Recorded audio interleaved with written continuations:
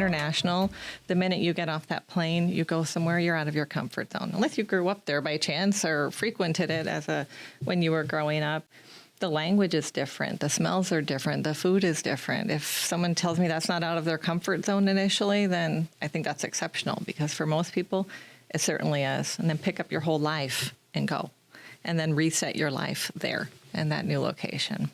So it's a piggyback on that, how do people change, grow, and transform after going on these excursions? I think it's hard. I think for most people it is hard. They go through a lot of different phases. There's the excitement, my goodness, it's going to be wonderful. We're going to see the world. We're going to do all of these things. And then that feeling wears off.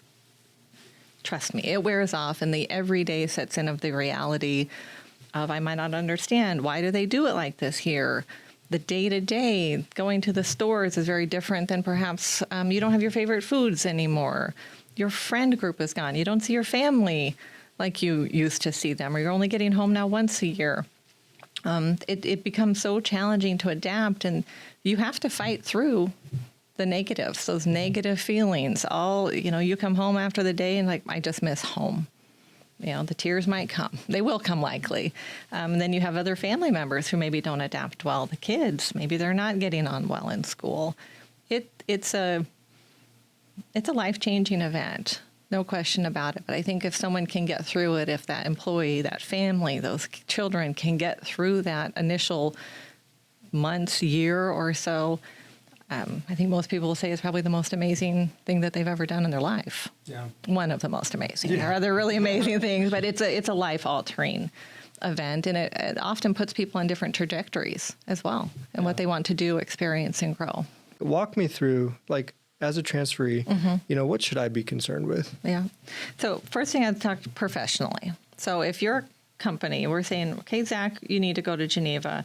I'd be asking myself, why am I being sent, especially on a short-term assignment? Because those short-term assignments traditionally are meant for knowledge transfer. So you have some specific skills, knowledge that you need to be there to help train the individuals locally for that.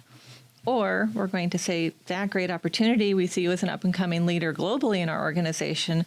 We want to put you there for a bit, get your feet wet for a period of time, and learn that area of the business there in Geneva. So that's professionally, especially short-term assignments where that focus tends to lie. So this is the mission. This is the mission. What are we going to do professionally? Now, short-term assignments, you're going to go by yourself typically. You got to leave everybody behind. Just keep that in mind. So then I'm going to say, okay, you go by yourself. Do you speak French? No. No. Okay, so language. But Geneva's a pretty international city, so you're probably going to be okay to get around speaking English. But do you want to integrate? So do we need to look at, how are you going to do personally? Have you ever traveled Europe much? Not yet. Yep. So being still a, quote, Western country, still very different from the United States. I have seen a lot of European films. And I'm sure they look great, because everybody loves going on vacation to Europe. But if we're going to send you for a short-term assignment, I'm going to say we're going to send you for a year. It's going to be challenging. It's going to be very different. You're going to understand locally that people aren't necessarily as friendly as they are here. The store hours, that day-to-day living, especially if you're on your own, when you're used to maybe having more support at home, it's going to get harder. You're going to have to find ways to adapt.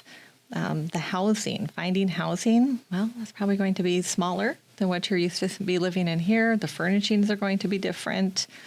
Oh, goodness. Well, streaming is a thing now, so you could probably get a lot of your programs now in English. But, before all of that, your comforts of your favorite television shows, or which you could go, that you don't have that anymore. And even with streaming services and such, there's still blocks on what you can access in different countries as well. What would be big for me is family back home. How do you just leave your family like that? Well, and that's the other piece. Will you go back home every few months to visit them? Will your work even allow that? If you're busy, depending on what that mission is and those objectives, do you even have time to basically spend a day traveling to get home, to stay a few days, to turn around and get back?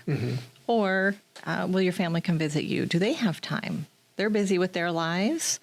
If you have small children, that's always a bit of an adjustment to be going those distances. And you've got just the practicalities of jet lag to figure out when you're trying to go back and forth.